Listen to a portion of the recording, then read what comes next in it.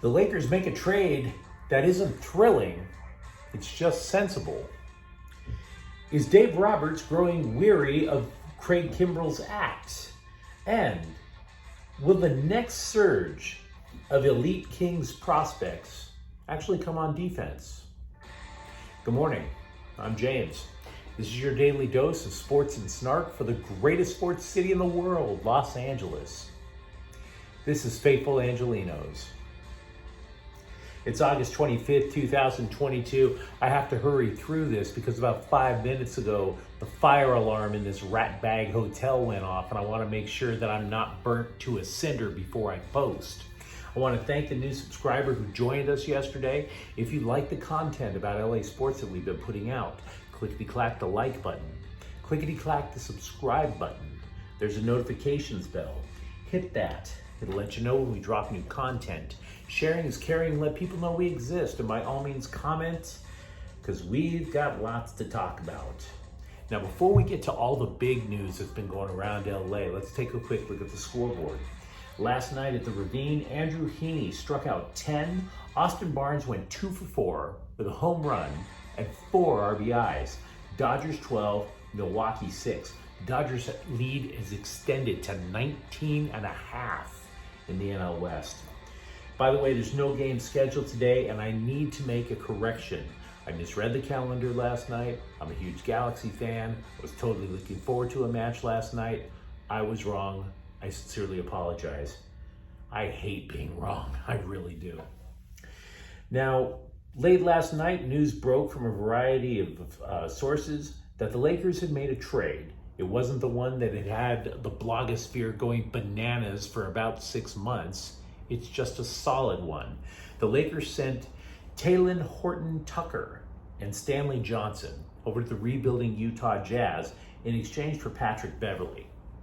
You might recall Beverley, he played about 4 seasons with the Clippers. He was also in Houston. Last year he was with the T-Wolves. He didn't even play a single game for the Jazz. So let's go through the reasons why I believe this is a good trade. One is the dropping stock of Horton-Tucker. Talen Horton-Tucker was one of those guys, those young guys, those second-round draft picks that everybody thinks is going to be a steal. Oh, and when he's on a veteran team, everybody looks to the young guy and says, you see that guy? That guy's our future. No, he's not. He definitely regressed over the last few seasons. I don't mind him being expendable at all. Patrick Beverley, on the other hand, him coming in makes sense on a variety of levels. One, if it wasn't him in the starting lineup, it would have been Austin Reeves, who's a second-year player. And yes, he's been working out. He says he's got the stamina, but in his rookie season, his energy level and his production tailed off as the season went on. So if the Lakers are saying we're not sure that kid can go for an entire season yet, Beverley is a smart idea to put in there. In addition to that, he will put in effort on defense. He may not be the elite defender that he once was, but he will put in the effort, which is absolutely needed because the Lakers' perimeter defense is going to be garbage without him. It also opens up a roster spot because it's a 2-for-1 deal. And that's going to mean something because, well, Beverley and Russell Westbrook have beef. A few years ago, they were apparently going after a ball, and Beverley had sideswiped Westbrook, injured the guy's knee. And of course, the Lakers have been apparently trying to deal with Russell Westbrook for a while. So with 2 open roster spots, yeah, you can queue up the old Russell Westbrook to Indiana trade rumor mill again for Buddy Hield and Miles Turner. Now, I'm not saying that that trade is going to go down. I'm not. But I would have to admit, if I just let my mind go for a moment, I actually think the starting 5 of LeBron, Anthony Davis, Buddy Hield, Miles Turner, and Patrick Beverley, I'm intrigued. I admit it. I'm not going to tell you they're the Western Conference favorites, but that would be an upgrade over what they had last year, no question. Now, we mentioned yesterday, spent a lot of time talking about Walker Buehler having his second Tommy John surgery, switching over to the Dodgers. and the recovery time. Unfortunately, we have to adjust that recovery time and make it longer. Recovery from the first Tommy John surgery can take up to 16 months. This is the second time, and we now have interviews with people who have had multiple Tommy John surgeries who say the recovery time gets longer. It will be up to 20 months. Yeah, it's a pretty good idea to write off 2023 as Bueller making a late comeback. I was reading quotes yesterday that made me think that Dave Roberts is losing patience finally with closer Craig Kimbrell, who has only blown 4 saves, but his ERA is really high for a closer. He may be the weak link in a championship level club. When asked who closes for playoff games in October, Dave Roberts said, quote, "I don't know right now. My hope is it's Craig, but like I said, it should be a meritocracy," unquote. Gee, wouldn't you love to have that said in your annual employee review, huh? Not exactly a ringing endorsement. Over the course of the last week, we've been talking a little bit about the Kings and their prospects. For a long time, they were considered the #1 minor league in the all of NHL. And they graduated a few of their players, and we're trying to figure out who's going to be the next impact player. Now, The Athletic has something called pipeline rankings. It's not necessarily how the minor leagues stack. It's players who are age 22 and younger, and rating them, and who's going to be an impact player in this, that, or the other. I compared those notes with what we read a couple of days ago from trying to find NHL.com. The rankings, what I'm getting here is a common theme, and that is one-time elite defense prospect Tobias Bjornfot.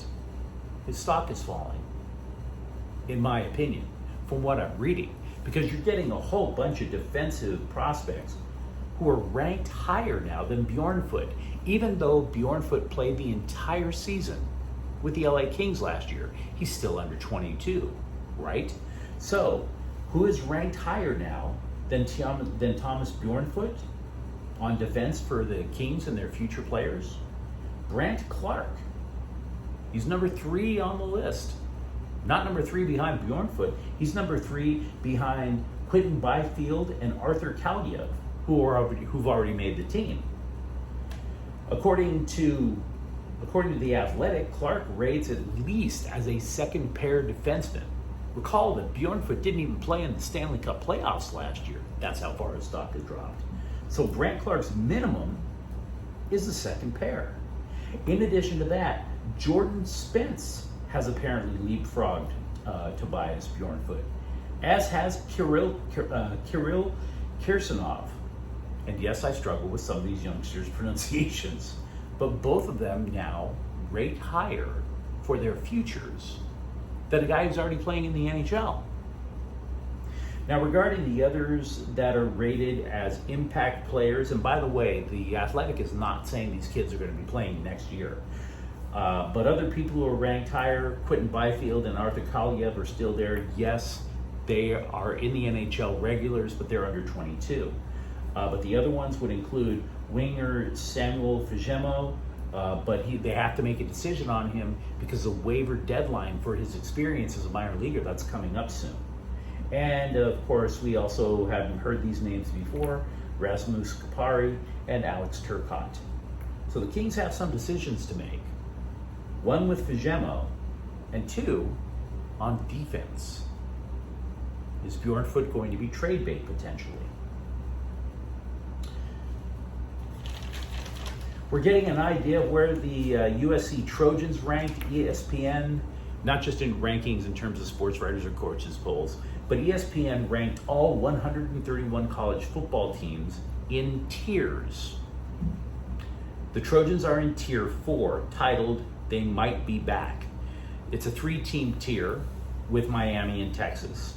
Now 11 teams are in higher tiers, so that means the Trojans are 12 to 14 if you want to look at it that way. UCLA, by the way, side note, is always down to tier 9, called the, quote, plucky upstarts. And for the record, I don't enjoy plucking my upstart. Other news about the Trojans, they have 2 preseason All-Americans. One would be wide receiver Jordan Addison, the Bolitnikov Award winner from last year. But the second one is somewhat surprising. Andrew Voorhees, a guard. Yeah, 6'6", 325 pounds. Very versatile. They listed him as an All-American as a guard, but he can play both guards positions, and he played left tackle for the Trojans. Here's a note that I found rather compelling. Former USC quarterback Kedon Slovis will be the starter at Pittsburgh. What makes it weird?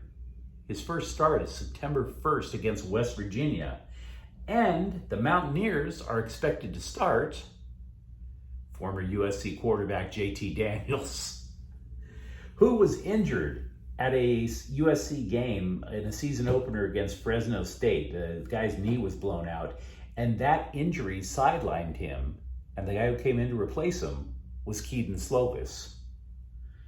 I got to admit, you know how the quarterbacks are usually at midfield for the coin flip? I'd love to hear that conversation. Hey, you look kind of familiar. Oh yeah. Hey, you remember when we both thought Clay Helton could get us to the NFL? What the were we thinking?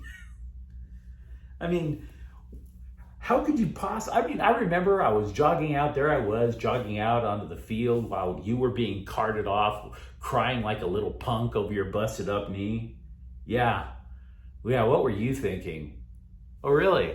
Yeah, what were you thinking replacing me?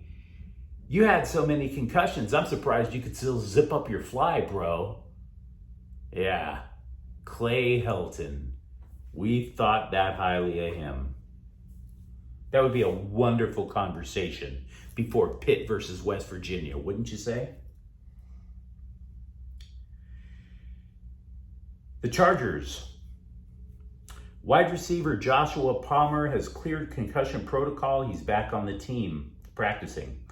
And meanwhile, Coach Brandon Staley says, don't believe your lying eyes. Trey Pipkins is not necessarily the starting right tackle. Never mind that he's taken every snap with the first team for the last 3 days. Oh, no. We haven't. Stop it. Worst kept secret ever. Do yourself a favor if you like UCLA football. Keep an eye on Carl Jones Jr. if you have a thing for brute strength.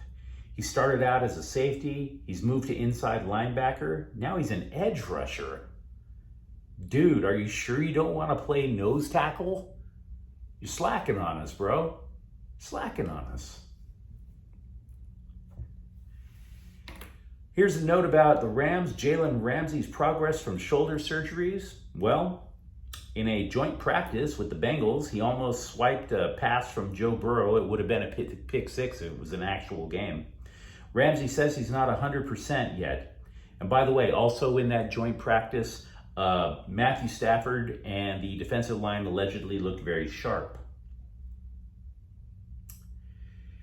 There is a log jam at the top of LAFC's 4-3-3, but it became a little looser temporarily. Brian Rodriguez is getting transferred to Liga MX Club America. Now, there's still a tight fit because they still have too many forwards. They've got Carlos Vela, Gareth Bale, Christian Arango, and Dennis Bouanga. So hopefully you would think it would lead to getting them some more playing time, but you might be wrong.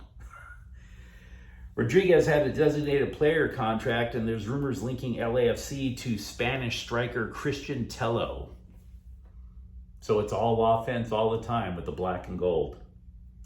Meanwhile, the Galaxy, they go in the opposite direction. They've added their own ex-Juventus defender, Uruguayan Martin Caceres. Now he's 35, so it's unlikely he'll be a starter. But he probably is going to add a little bit of feistiness to the back line, and the Galaxy sure could use that. Now, if you enjoyed this episode, don't forget to like and subscribe to Faithful Angelenos. We are trying to build something here for LA Sports. Thank you for watching. I'm James. Hopefully this place doesn't catch fire and I'll be back tomorrow. Faithful Angelenos is a Corte El Queso production. Take care.